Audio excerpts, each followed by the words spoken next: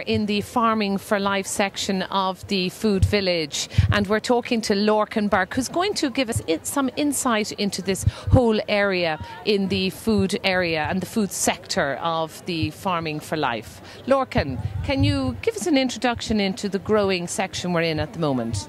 Thanks, Kathryn. Yes, well, Farming for Life exhibit is essentially what it says on the tin. It's a farm that we've built into the Bloom.m4v Food Village.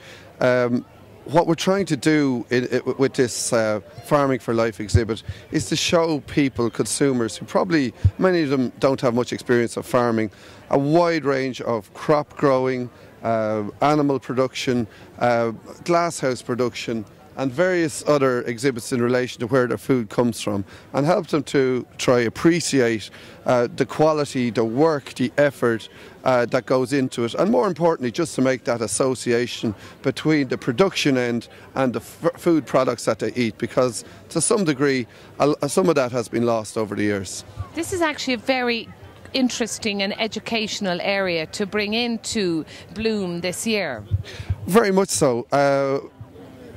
At the core of it is to put in place a wide variety of crops, and so here we have right in front of us a wide spread of, say, outdoor vegetable production. So we can see the broccoli here, we can see mint, some pak choy there, some fennel here. But we've about 20-25 different crops here representing outdoor field vegetables. If you look over there, we have a small polythene tunnel with tabletop production of strawberries. Now, there's not very many people know that's where, in reality, commercial strawberries come from. They grow up on these little tables and not out in drills in the fields. That was, as was the case 30 years ago. And on the far side of this main Farming for Life tent, we actually have a mushroom tunnel to show people the commercial production of mushrooms, from compost right through to pin formation, and then the final mushroom that's picked and put into little cartons and arrives on their table.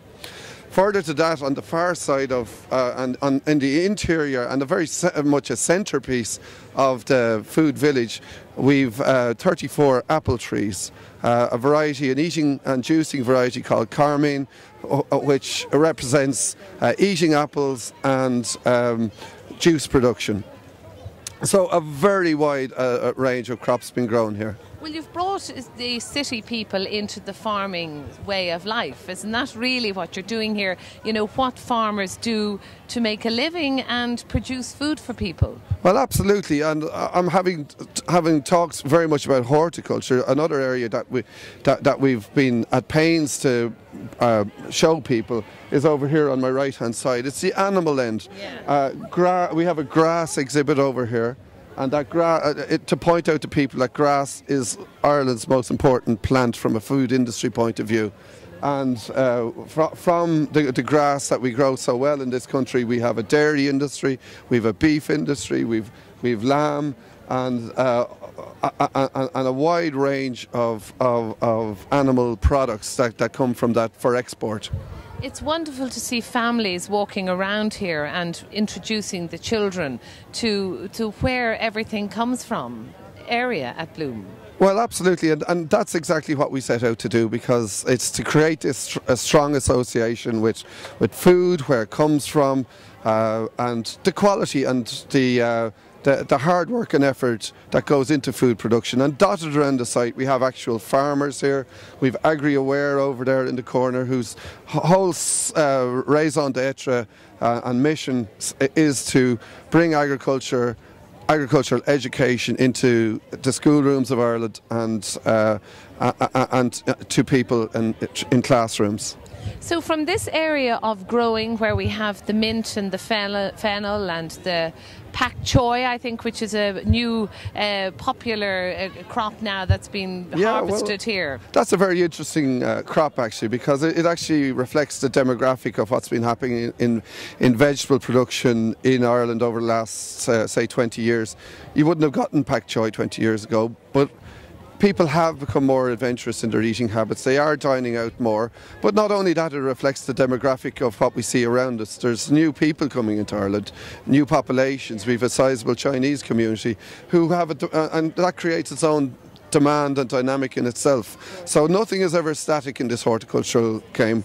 We reflect the demands of, we grow the crops that people want at that particular time, subject to environmental constraints and the weather. I mean. Now, you've called this Farming for Life. Do you call this the farming village as well? No, it's the food village.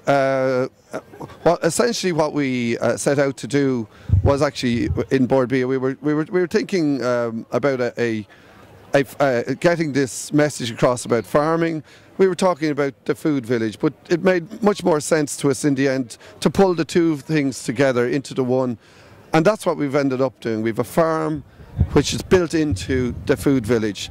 Now, the common link between, the missing link between the farm and the food village is in fact the tent right in front of you here, where we've shown many of the major processes where the raw materials is actually turned into the food that appears on the tables, and that same food is on sale in the food village. Well, let's go into this area here and see what you can tell us about it. I'd be more than welcome to show you.